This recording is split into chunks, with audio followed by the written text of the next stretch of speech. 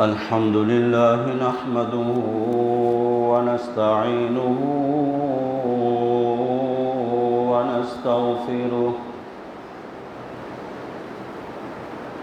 ونستغفره ونؤمن به ونتوكل عليه ونعوذ بالله من شرور أنفسنا ومن سيئات أعمالنا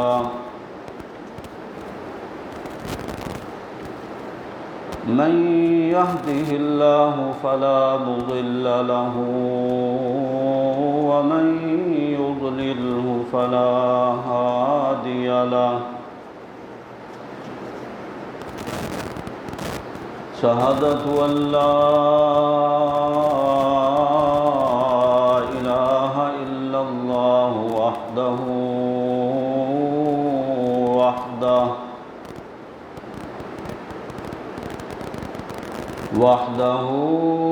لا شريك له وأشهد أن محمدًا عبده ورسوله أما بعد فأعوذ بالله من الشيطان الرجيم بسم الله الرحمن الرحيم لقد تاب الله على النبي والمهاجرين والأنصار الذين اتبعوه في ساعة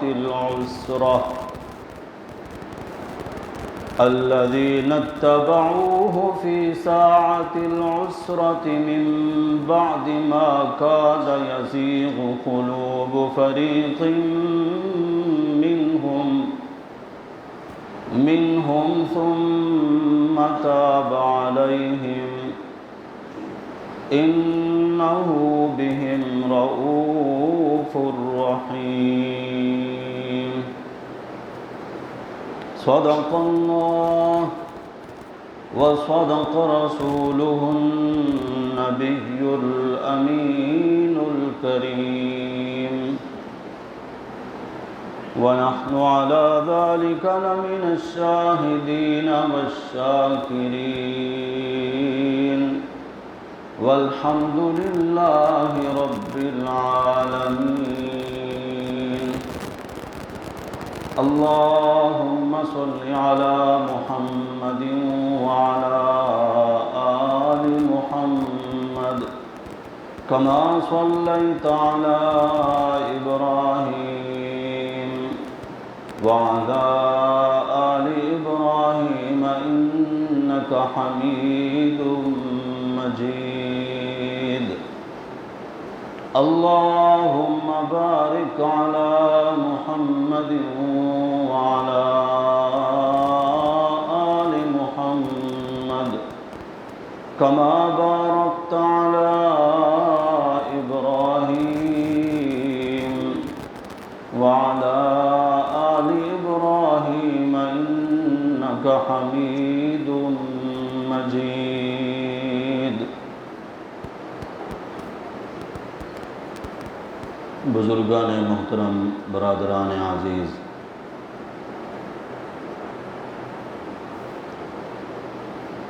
پچھلے کئی خطبات سے ایک سلسلہ شروع کیا تھا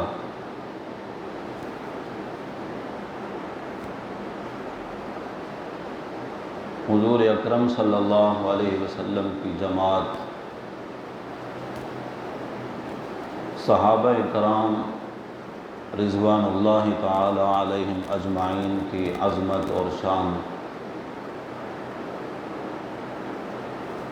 پچھلے کئی خطبات سے آپ حضرات سنتے چلے آ رہے ہیں۔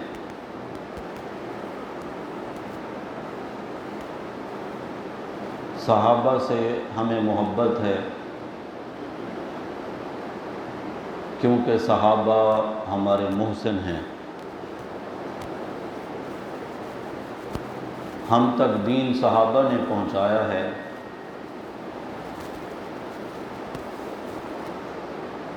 صحابہ کرام نے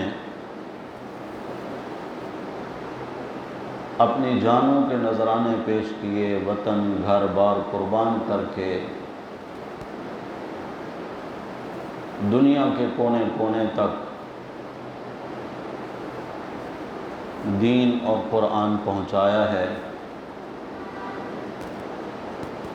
وہ ہمارے محسن ہیں جنہوں نے نبی کریم صلی اللہ علیہ وسلم سے وضاحت طلب باتوں کی وضاحت پوچھی، سوال کیے۔ اگر وہ نہ کرتے تو ہم صحیح مفہوم ڈھونڈتے ہی رہ جاتے کہ اس حدیث پاک کا کیا مطلب ہوگا اور کیا مفہوم ہوگا۔ صحابہ نے سوالات کیے، ہمارے لیے آسانی ہو گئی۔ صحابہ ہمارے محسن ہیں، لا الہ الا اللہ ہمیں ان کی وجہ سے ملا، عقیدہ توحید ہمیں ان کی وجہ سے ملا، قرآن ہمیں ان کی وجہ سے ملا، ان کے ذریعے ملا۔ انہوں نے پیارے نبی صلی اللہ علیہ وسلم کی اداؤں کو بھی محفوظ رکھا اور آگے امت تک پہنچایا۔ جس وقت نبی کریم صلی اللہ علیہ وسلم کی وفات ہوئی، آپ کی عمر مبارک کتنا تھی؟ ہمیں کیسے پتہ چلتا کہ 63 سال کی عمر تک آپ صلی اللہ علیہ وسلم کی داڑھی مبارک سفید تھی یا کالی تھی؟ اور کس قدر بال سفید تھے اور کس قدر بال کالے تھے؟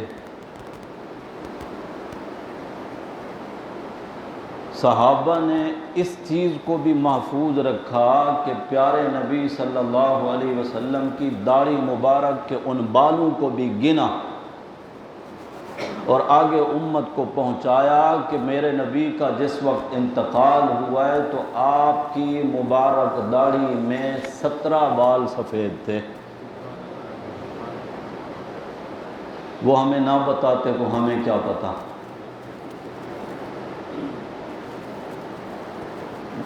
اچھا، ایک یہ بھی پتہ چلا نا کہ ہمارے نبی صلی اللہ علیہ وسلم کی داڑھی مبارک تھی،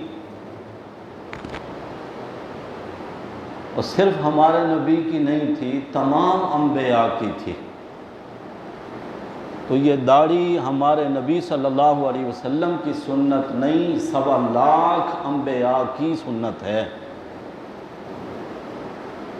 کبھی کبھی آپ صلی اللہ علیہ وسلم پر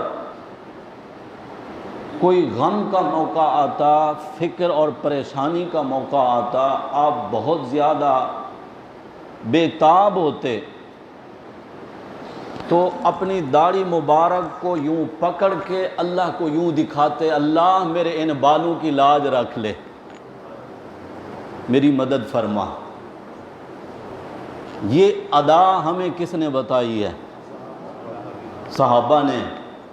اللہ کرے پیارے نبی سے محبت کرنے والا ہر امتی اس سنت کو بھی اپنے چہرے پر محض اس لیے سجا لے کہ میرے نبی صلی اللہ علیہ وسلم کا وہ چہرہ انور جس کی قسمیں اللہ نے اٹھائی ہیں قرآن میں، جس چہرے کے ساتھ یوں آپ صلی اللہ علیہ وسلم آسمان کی طرف دیکھتے ہیں تو آسمان کا رب کہتا ہے قد نرا تقلب وجہک فی السماء، میں دیکھ رہا تھا میرے پیغمبر جب آپ یوں چہرہ انور اٹھا کر آسمان کی طرف دیکھ رہے تھے کہ اللہ میری مرضی میری پسند یہ ہے کہ ابراہیم کا بنایا ہوا کعبہ میرا قبلہ بنے، اور اللہ محض حضور کے دیکھنے پر قبلہ تبدیل فرما دیتے ہیں۔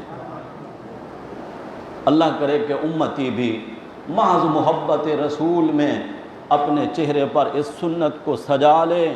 یہ دنیا کی عزت ہے، اندر کا آپ کا عمل کسی نے نہیں دیکھنا، دنیا کا مدار تو ہے ہی ظاہر پہ۔ گویا کہ یہ مسلمان کا یونیفارم ہے، اور انشاءاللہ جنت کے داخلے کے لیے یہ پاسپورٹ بھی ثابت ہو سکتا ہے۔ بعض لوگوں کی سوچ یہ ہوتی ہے کہ یار ہم بہت گناہ کرتے ہیں، داڑھی ہوتے ہوئے بھی اگر ہم نے گناہ کیے تو اچھا نہیں ہوگا۔ ایک نظر سے دیکھا جائے تو یہ سوچ اچھی ہے، لیکن محض اس انتظار میں داڑھی نہ رکھنا کہ گناہ چھوڑوں گا تب داڑھی رکھوں گا، تو یہ شیطان کی طرف سے ایک قسم کا وسوسہ ہے، جس نے اس اتنی بڑی عظیم نعمت اور سنت سے مومن بندے کو محروم رکھا ہوا ہے۔ اور بعض احباب نے رکھی تو ہے، سنت والی نہیں، فیشن والی رکھی ہے۔ فیشن والی کون سی ہے؟ جو ایک مٹھی سے کم کراتا ہے۔ ایک تو وہ ہے نا کہ داڑھی رکھی ہے وہ بڑی نہیں، اگرچہ 1 انچ کے برابر بھی، لیکن ایک وہ ہے جو کینچی سے کٹواتا ہے اس کو، ایک چاول کی مقدار، ایک ناخن کی مقدار بھی اگر کسی کی داڑھی 1 مٹھی سے کم ہے اور وہ خود کٹواتا ہے تو یہ سنت والی داڑھی نہیں ہے، فیشن والی داڑھی ہو سکتی ہے۔ اگر رکھی ہے چہرے پر اور سنت سمجھ کے رکھی ہے تو پھر آنے دیں 1 مٹھی، اس سے آپ کا وقار، آپ کی عزت دنیا میں بھی آپ دیکھ لیجئے گا، اگرچہ کتنا ہی گناہگار کیوں نہ ہو داڑھی والا، لوگ اس کا ضرور احترام کرتے ہیں، اور احترام وہ کرے گا جس کے دل میں پیارے نبی کی محبت ہے اور نبی کی سنت کی محبت ہے۔ وہ داڑھی والے کا اکرام سنت کی وجہ سے کر رہا ہے، یہ بھی محبت رسول کی علامت ہے۔ اور محبت رسول پہ انعام کیا ملے گا؟ نبی کریم صلی اللہ علیہ وسلم فرماتے ہیں من احب سنتی، یہ لفظ من جو ہے نا، جس شخص نے بھی میری سنت سے محبت کی، اس میں یوں نہیں ہے کہ کسی سید نے محبت کی، نہیں، کوئی گورا ہے یا کالا، ادنا ہے یا اعلیٰ، امیر ہے یا غریب ہے، شہری ہے یا دیہاتی ہے، پڑھا لکھا ہے یا ان پڑھ ہے، من احب سنتی، جس شخص نے بھی میری سنت سے محبت کی، حضور فرماتے ہیں جنت میں وہ میرے ساتھ ہوگا۔ اللہ ہمیں اس جذبے کے ساتھ پیارے نبی صلی اللہ علیہ وسلم کی ان سنتوں کو زندہ کرنے کی توفیق عطا فرمائے جو اس وقت سنتیں پیارے نبی صلی اللہ علیہ وسلم کی مٹتی جا رہی ہیں۔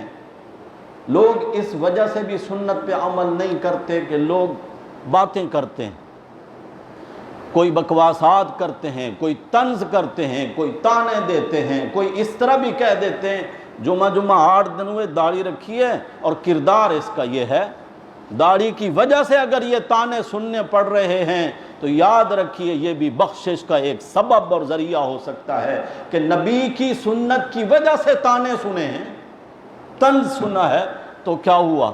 یہ سودا تو بہت ہی سستا ہے کہ حضور فرماتے ہیں میری سنت سے محبت کرنے والا جنت میں میرے ساتھ ہوگا۔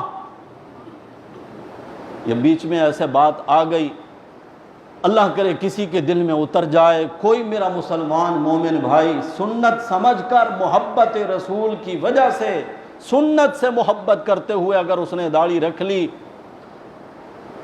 میں سمجھتا ہوں اس کی بخشش تو اول نمبر پر ہوگی، انشاءاللہ میری بھی بخشش ہو جائے گی کہ میری دعوت پر اگر اس نے کوئی نیکی کا کام کیا ہے میرا اجر بھی پکا ہوگا، اور اگر کوئی بھی عمل نہ کرے تب بھی میرا ثواب تو ضائع نہیں ہے۔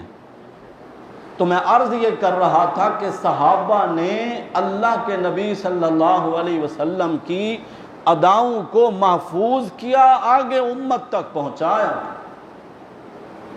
ایک ایک عمل کے حضور کی اس وقت کیفیت کیا تھی۔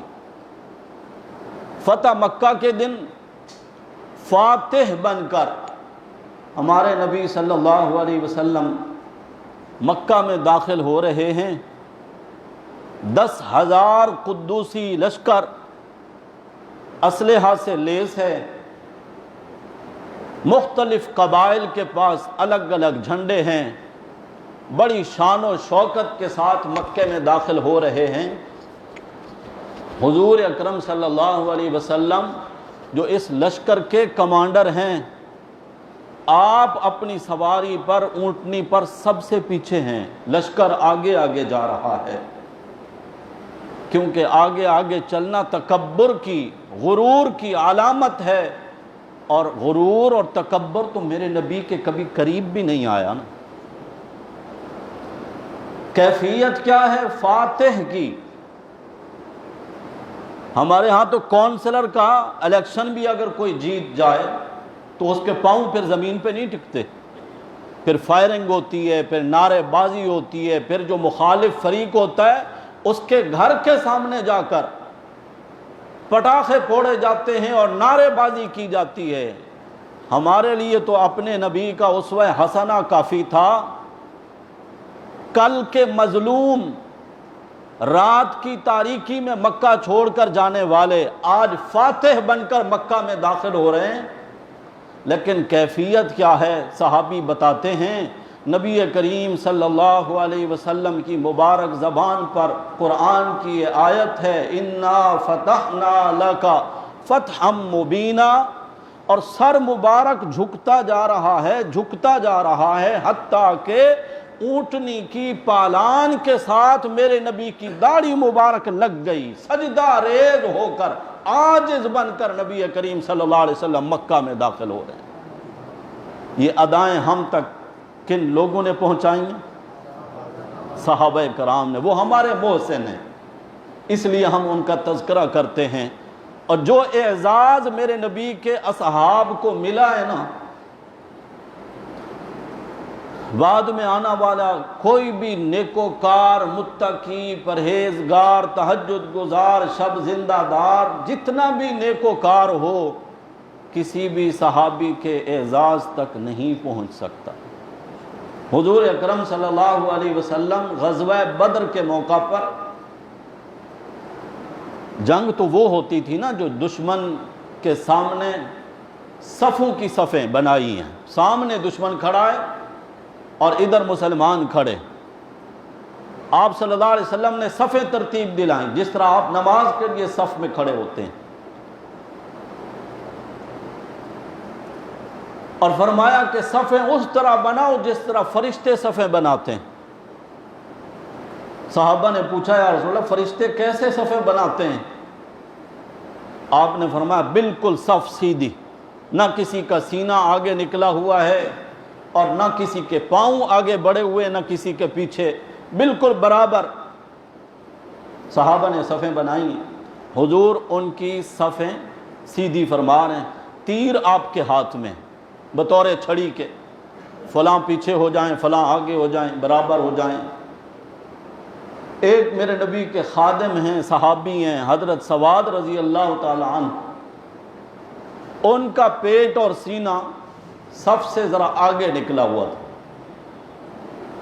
آپ صلی اللہ علیہ وسلم کے ہاتھ میں جو تیر تھا اس سے ہلکا سا چوکا دیا ان کے پیٹ میں، سوو سواد، سوو برابر ہو جاؤ، سواد برابر۔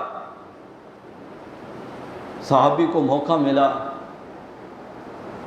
یا رسول اللہ آپ نے مجھے تکلیف پہنچائی ہے، مجھے درد ہوا، آپ نے اتنا تیر کا چوکا دیا، مجھے بدلہ دیں۔ آپ صلی اللہ علیہ وسلم نے فرمایا آؤ لے لو بدلہ۔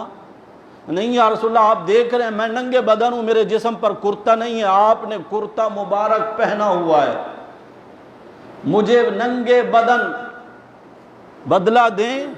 پیارے نبی صلی اللہ علیہ وسلم نے کرتا مبارک اوپر کر لیا، اپنا پیٹ مبارک ظاہر کر دیا، فرمایا آؤ لے لو بدلہ۔ میں نے اگر آپ کو تکلیف پہنچائی ہے تو بدلہ دنیا میں ہو جائے، آخرت میں تو سوال کرنے والا نہ ہو۔ وہ صحابی اسی موقع کی تلاش میں تھا، حضور نے پیٹ مبارک ظاہر کیا اور وہ حضور کے مبارک سینے اور پیٹ کے ساتھ چمٹ گیا اور بے ساختہ چومنے لگا اور بوسے دینے لگا، کہنے لگے یا رسول اللہ صلی اللہ علیہ وسلم یہ میں نے ایک تدبیر سوچی ہے، جنگ کا موقع ہے، سامنے دشمن کھڑا ہے، ہم ابھی نکلے ہیں تیر تلواریں لے کر، ہو سکتا ہے آج کا دن میری زندگی کا آخری دن ہو۔ میں نے سوچا کہ میں حضور کے مبارک پیراہے کو چوم تو لوں۔ بتائیے بعد میں آنے والا کوئی امتی یہ اعزاز حاصل کر سکتا ہے؟ اسی جنگ کے موقع پر جنگ ختم ہو گئی، زخمیوں اور شہیدوں کے بارے میں صحابہ کرام کی ٹیمیں دیکھ رہی ہیں، کون شہید ہو گیا، کون زخمی ہے، کون کس حال میں ہے۔ نبی کریم صلی اللہ علیہ وسلم کے ایک صحابی زخموں سے چور چور ہیں، زندگی کے آخری لمحات ہیں، آنے والے صحابہ کرام سے کہتے ہیں کہ مجھے اللہ کے نبی صلی اللہ علیہ وسلم کی خدمت میں لے چلو، اٹھا کے لے چلو یار۔ حضور اکرم صلی اللہ علیہ وسلم کے سامنے لا کر ان کو سلا دیا گیا۔ ان کی زندگی کے آخری لمحات، جسم پر بے شمار زخم ہیں، خون میں لت پت ہیں۔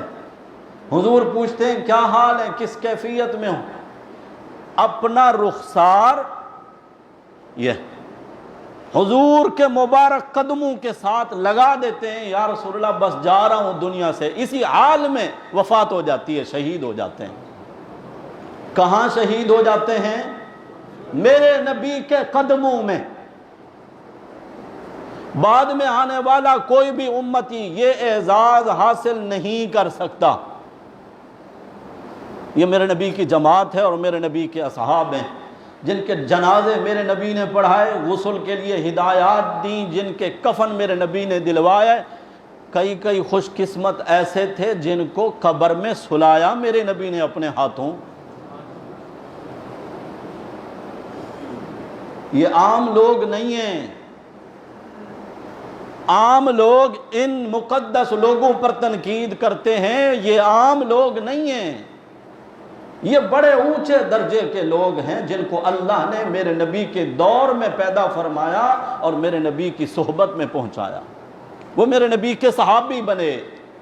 حضور اکرم صلی اللہ علیہ وسلم، آپ نے اکثر سنا، ہم سے بھی، علماء سے بھی، کتب میں بھی پڑھا،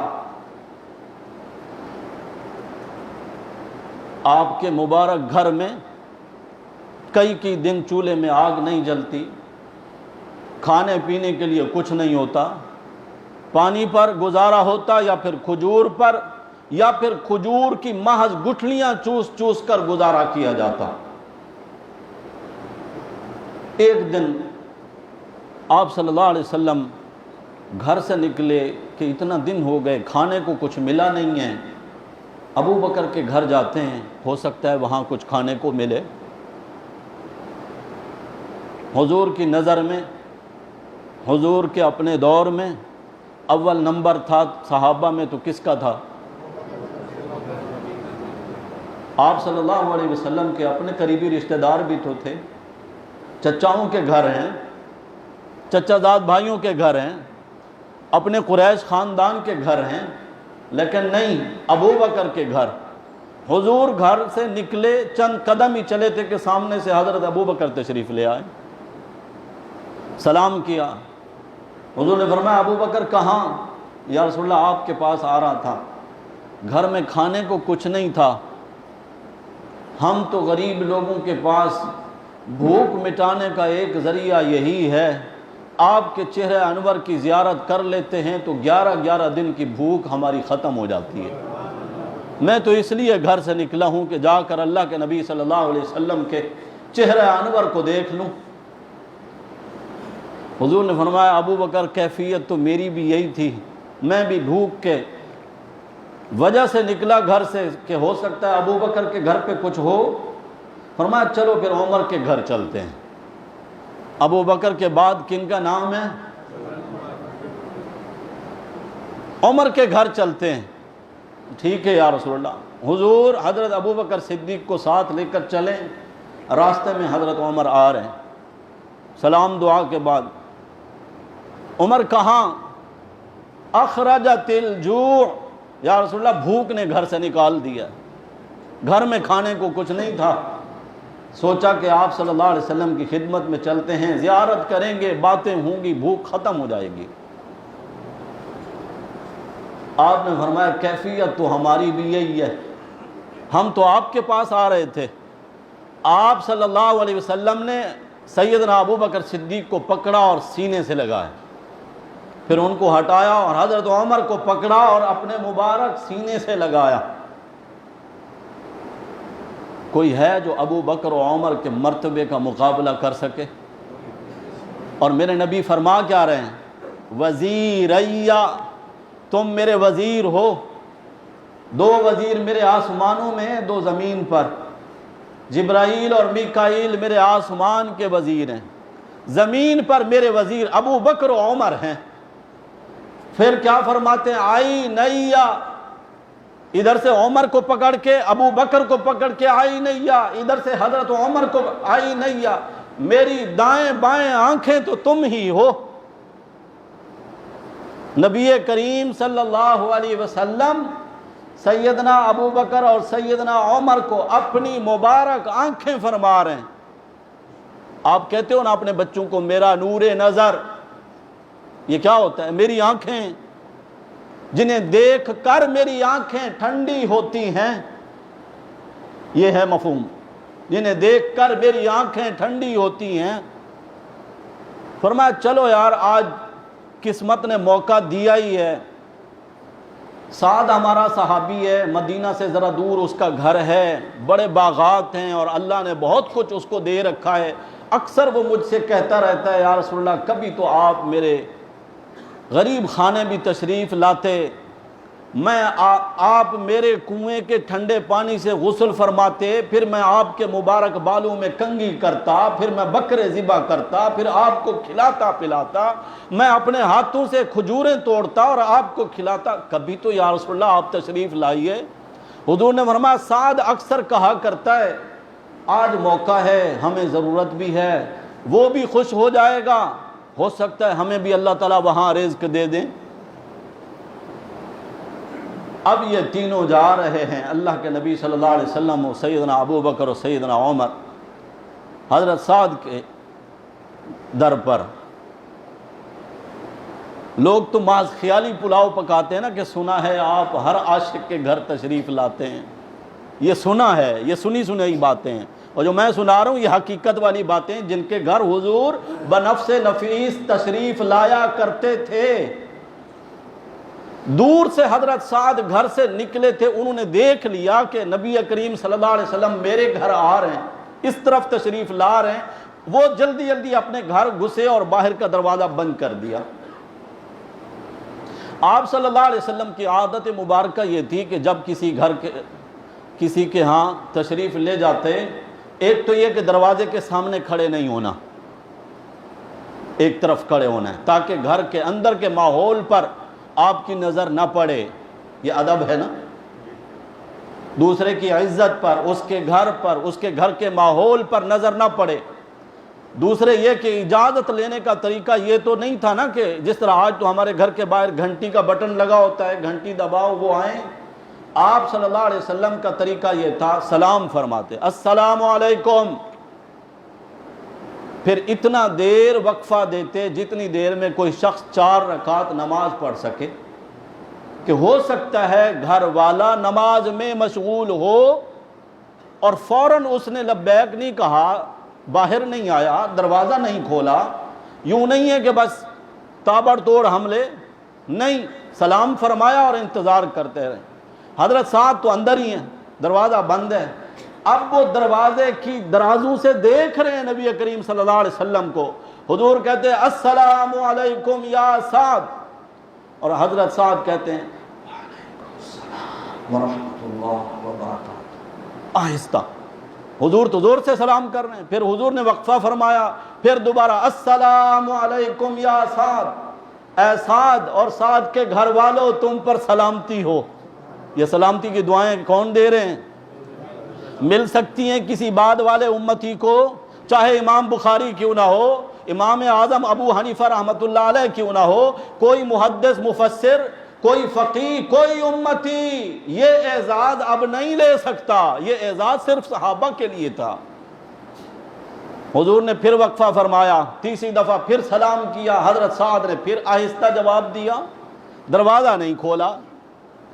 آپ صلی اللہ علیہ وسلم مسکرائے، ابو بکر و عمر کی طرف دیکھ کر فرمایا آج قسمت کی بات ہے، لگتا ہے سعد بھی گھر پہ نہیں ہے۔ اور سعد کہاں تھے؟ یہ اوٹ اور پردہ تھا کتنا؟ 2 انچ رکھ لیں، 4 انچ رکھ لیں، 8 انچ، 10 انچ۔ 10 انچ کے پردے میں کھڑے ہوئے سعد کو حضور نہیں دیکھ رہے، اور حضور کو علم نہیں ہے۔ سعد جواب بھی دے رہے ہیں، لوگ تو بہت بڑے بڑے دعوے کرتے ہیں کہ آپ تو سب کچھ جانتے ہیں، ما کانا وما یکونو، جو ہو چکا جو ہوگا سب کچھ کا علم ہے۔ یہاں سعد زندہ سلامت کھڑا ہے، حضور بھی زندہ سلامت ہیں۔ آپ صلی اللہ علیہ وسلم کو پتہ نہیں، فرمایا چلو واپس چلتے۔ بس جیسے ہی قدم مبارک باہر واپس مڑے، حضرت سعد نے جلدی جلدی دروازہ کھولا اور سامنے آ کر نہ یوں ہاتھ کیا، سعد تو کہاں تھا؟ یا رسول اللہ میں گھر میں ہی تھا۔ اور میں تو سلام کر کے آپ کو بلاتا رہا، آپ آئے نہیں۔ سنیے گا حضرت سعد عرض کرتے ہیں یا رسول اللہ میں نے سوچا رحمت کا بادل برس رہا ہے، سلامتی کی دعائیں دے رہے ہیں، اگر پہلے سلام پر دروازہ کھول دیا نا تو ایک دفعہ دعا ملے گی، کیوں نہ میں بار بار حضور سے رحمت کی سلامتی کی دعائیں لیتا رہوں، اور سامنے ہی آ کر نہ یوں ہاتھ پھیلا کر اتیتانا فدینا کا، آپ آئے تھے، میرے ماں باپ آپ پہ قربان یا رسول اللہ، بادل آیا تھا برسے بغیر ایسے ہی واپس جا رہا ہے۔ حضور نے فرمایا تو گھر میں تھا نہیں یا رسول اللہ، سلامتی کی دعائیں لینے کے لیے وہ جو حرص تھی بس اس وجہ سے رکا، تشریف لائیے، میرا غریب خانہ آپ کے لیے ترس رہا ہے، مدت ہو گئی، آرزو تھی کہ کبھی تو آپ تشریف لائیں میرے گھر۔ یہ اعزاز کسی اور کو بعد میں نہیں مل سکتا بھائیوں، بعد میں نہیں مل سکتا۔ سعد نامی نبی کریم صلی اللہ علیہ وسلم کے کئی صحابہ تھے، حضرت سعد بن ابی وقاص ہیں، سعد بن ربیع ہیں، سعد بن معاذ ہیں، دیگر اور بھی نام ہیں صحابہ کرام کے، اور سارے ہی بڑے اونچے مرتبے والے۔ سعد بن ربیع رضی اللہ تعالیٰ عنہ انصاری صحابی ہیں، مدینہ کے رہنے والے ہیں، جنگ احد میں شریک ہیں۔ جنگ ختم ہو گئی، آپ صلی اللہ علیہ وسلم نے حضرت زید بن ثابت رضی اللہ تعالیٰ عنہ کو فرمایا یار زخمیوں شہیدوں کی جو اجسام میرے سامنے لائے گئے ہیں، سعد بن ربیع نہیں مل رہا، جاؤ ڈھونڈو سعد کہاں ہے۔ حضرت زید گئے نا، اور حضور نے ساتھ میں ایک ہدایت بھی فرمائی کہ اگر سعد تمہیں مل جائے تو ان کو میرا سلام کہنا، ان کو میرا سلام کہنا۔ حضرت زید جب گئے تو حضرت سعد زخموں میں چور چور ہیں، خون میں لت پت ہیں، آخری رمق ہے زندگی کی۔ حضرت زید نے جا کر ان کو سلام کیا اور ساتھ میں فرمایا اللہ کے نبی صلی اللہ علیہ وسلم آپ کو سلام کہہ رہے ہیں، اور حضور نے پوچھا ہے اپنے آپ کو کس حال میں پاتے ہو، کس کیفیت میں ہو، جس طرح ہم کہتے ہیں کیا حال ہے آپ کا۔ حضرت زید نے جب یہ سلام پہنچایا تو حضرت سعد عرض کرتے ہیں آپ پر بھی سلام، اور نبی کریم صلی اللہ علیہ وسلم کو بھی جا کر میرا سلام کہنا، اور آپ صلی اللہ علیہ وسلم کو بتانا یا رسول اللہ میں جنت کی خوشبوئیں سونگھ رہا ہوں، جنت کی خوشبوئیں سونگھ رہا ہوں، اور میری قوم سے جا کر کہنا، یعنی انصار صحابہ کرام سے جا کر کہنا یاد رکھنا اللہ کے نبی صلی اللہ علیہ وسلم تمہارے پاس اللہ کی امانت ہیں۔ صحابہ نبی کو ٹھکانے دینے والے، اپنے گھر نبی کے لیے عطیہ کرنے والے، اپنا مال لٹانے والے، جان دینے والے، ان کی زندگی کے آخری لمحات ہیں، قوم کو وصیت کر رہے ہیں اگر اللہ کے نبی صلی اللہ علیہ وسلم کو تمہارے ہوتے ہوئے کوئی تکلیف پہنچی تو یاد رکھنا اللہ کے سامنے تمہارا کوئی عذر قابل قبول نہیں ہوگا۔ مطلب کیا تھا؟ مر جانا، سب کچھ لٹوا دینا، اللہ کے نبی صلی اللہ علیہ وسلم پر آنچ نہیں آنے دینا۔ سعد بن ابی ربیع اور حضرت سعد بن ابی وقاص رضی اللہ تعالیٰ عنہ وہ فرماتے ہیں غزوہ احد کے دن ابھی صفیں تیار نہیں ہوتی، دشمن کے سامنے ہم تھے، میرے جگری دوست ہیں حضرت عبداللہ بن جحش رضی اللہ تعالیٰ عنہ، یہ حضور اکرم صلی اللہ علیہ وسلم کے پھوپھی زاد بھائی ہیں، اور حضور کی زوجہ محترمہ حضرت زینب بنت جحش کے بھائی ہیں، حضور کے پھوپھی زاد بھی، حضور کے سالے بھی، عظیم شان والے صحابی۔ کہتے ہیں ہم دونوں بچپن کے یار تھے، انہوں نے میرا ہاتھ پکڑ کر لگے الگ آ جاؤ، ہم بیٹھ کے اللہ سے دعا کرتے ہیں۔ الگ لے گئے، حضرت عبداللہ کہنے لگے حضرت سعد سے تم اللہ سے دعا کرو، جو بھی مانگو، میں آمین کہوں گا، پھر میں دعا کروں گا، تم نے آمین کہنی ہے، ہو سکتا ہے آج کا دن ہماری زندگی کا آخری دن ہو۔ حضرت سعد فرماتے ہیں میں نے دعا کی، اے اللہ میں یہ چاہتا ہوں آج سخت غضبناک دشمن سے میرا مقابلہ ہو، میں اس پر وار کروں، وہ مجھ پر وار کرے، بالآخر میں اس کو قتل کر دوں اور اس کا مال چھین لوں، ایسی زوردار لڑائی مجھے نصیب فرما۔ حضرت عبداللہ نے فرمایا آمین۔ اب باری تھی دعا کرنے کی حضرت عبداللہ کی، تو حضرت عبداللہ نے دعا کی، یا اللہ میں آپ کو قسم دیتا ہوں، اللہ کو قسم دے رہے ہیں، اللہ میں آپ کو قسم دیتا ہوں آج میرا مقابلہ ایسے سخت غضبناک دشمن کے ساتھ جو کہ جنگجو ہو اس کے ساتھ کرا، میں اس پر وار کروں، وہ مجھ پہ وار کرے، بالآخر وہ مجھے قتل کر دے،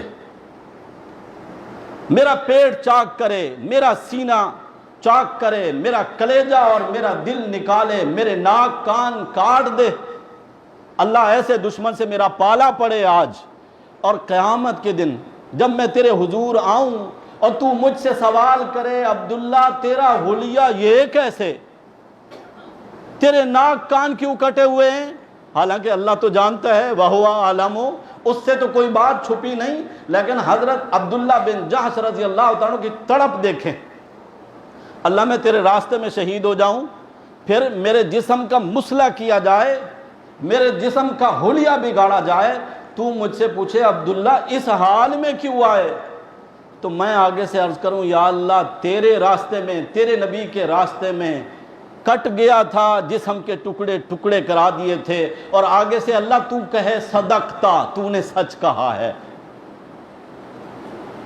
جنگ ختم ہو گئی، حضرت سعد کا بالکل اسی طرح کے دشمن سے مقابلہ ہوا، انہوں نے دشمن کو قتل کیا، اس کا جو مال تھا، زرہ تھی، تیر تھی، تلوار تھے، اسلحہ تھا، وہ لیا، اور جب حضرت عبداللہ کو دیکھا تو ان کے جسم کے ٹکڑے ہوئے پڑے، ناک کان کٹے ہوئے ہیں، جسم چاک کیا گیا ہے، اور جو حضرت سعید ابن مسیب تابعین کے امام ہیں جنہوں نے صحابہ کی صحبت پائی، وہ فرماتے ہیں اللہ کی رحمت سے امید ہے جس رب نے عبداللہ کی یہ دعا قبول فرمائی کہ ان کو شہادت بھی ملی، دشمن نے ان کے جسم کے ٹکڑے بھی کیے، اللہ سے امید ہے کہ اللہ نے ان کی وہ دوسری دعا بھی قبول فرمائی ہوگی کہ جب یہ اللہ کے پاس پہنچے ہوں گے تو اللہ نے پوچھا ہوگا عبداللہ تیرا یہ حال کیوں ہوا۔ تو اس کو ایک اردو شاعر نے اس انداز سے بنایا نا ان الفاظ کو، کوئی تلاش کرنا چاہے تو تلاش کر سکے نا، چن چن کے میرے ٹکڑے پوری لاش کر سکے نا۔ اللہ اس حال میں تیرے پاس آنا چاہتا ہوں، قیامت کے دن میرا اللہ جب مجھ کو بلائے، میرا جسم بنایا جائے اور سوال اٹھایا جائے، قیامت میں میرا اللہ جب مجھ کو بلائے، میرا جسم بنایا جائے اور سوال اٹھایا جائے، یہ حال تمہارا کیوں ہے، اس حال میں کیوں ہو آئے، زباں کچھ بتا سکے نہ، سر سجدے ریز ہو جائے، کوئی تلاش کرنا چاہے تو تلاش کر سکے نہ، چن چن کے میرے ٹکڑے پوری لاش کر سکے نا۔ اس انداز سے میرے نبی صلی اللہ علیہ وسلم کے صحابہ نے دین پر جانیں وار دیں۔ حضرت حنظلہ کا نہیں سنا؟ کل ہی شادی ہوئی، پہلی رات گزاری ہے گھر میں۔ شادی پر کس طرح کے ارمان ہوتے ہیں، آرزوئیں ہوتی ہیں، طرح طرح کے خواب ہوتے ہیں۔ ابھی صبح کا سویرا پھوٹا ہی تھا، حی علی الجہاد، آؤ جہاد کے لیے، آواز آ گئی۔ منادی آواز دے رہا ہے، پیغام دے رہا ہے، اللہ کے نبی جہاد کے لیے بلا رہے ہیں، آئیے۔ حضرت حنظلہ سوچتے ہیں غسل کی حاجت بھی ہے اور جہاد کا بلاوا بھی ہے، میرے غسل کرتے ہوئے اللہ کے نبی کو لبیک کہتے ہوئے کہیں دیر نہ ہو جائے۔ بس تلوار لی، گھر والوں کو آخری سلام کیا اور اللہ کے نبی کی خدمت میں پہنچ گئے۔ یہی جنگ احد ہے، جہاد میں شریک ہوئے، شہید ہو جاتے ہیں، بعد میں شہداء اور زخمیوں کی لاشیں اٹھائی گئیں۔ حضرت حنظلہ کی لاش نہیں مل رہی، صحابہ تلاش کر رہے ہیں۔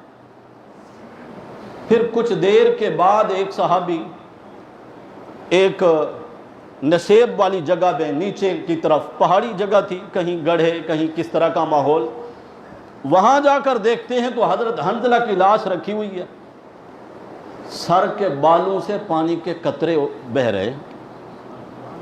اس بات کا تو خیر آپ کو پتہ ہوگا نا کہ شہید جو اللہ کے راستے میں شہید ہو جاتا ہے اس کو غسل نہیں دیا جاتا، اس کو خون لت پت اسی حال میں دفن کیا جاتا ہے۔ وہ صحابی حیران رہ گئے، حنظلہ کو غسل کس نے دیا؟ ہم تو ابھی تھوڑی دیر پہلے اس کی لاش تلاش کر رہے تھے۔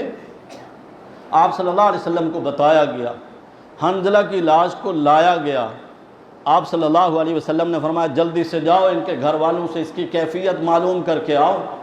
گھر جا کر پتہ چلا کہ کل ہی شادی ہوئی تھی، پہلی رات گھر میں گزاری، غسل کی حاجت تھی، غسل نہیں کر سکے تھے، اس لیے جہاد میں آ گئے کہ کہیں اللہ کے نبی کو لبیک کہتے ہوئے دیر نہ ہو جائے۔ آپ صلی اللہ علیہ وسلم نے فرمایا حنظلہ کو آسمان کے فرشتوں نے کوثر و تسنیم کے پانی سے غسل دیا ہے۔ میرے نبی صلی اللہ علیہ وسلم کے صحابہ تو ایسے تھے۔ زندگی باقی تو انشاءاللہ مزید ان کا تذکرہ کریں گے۔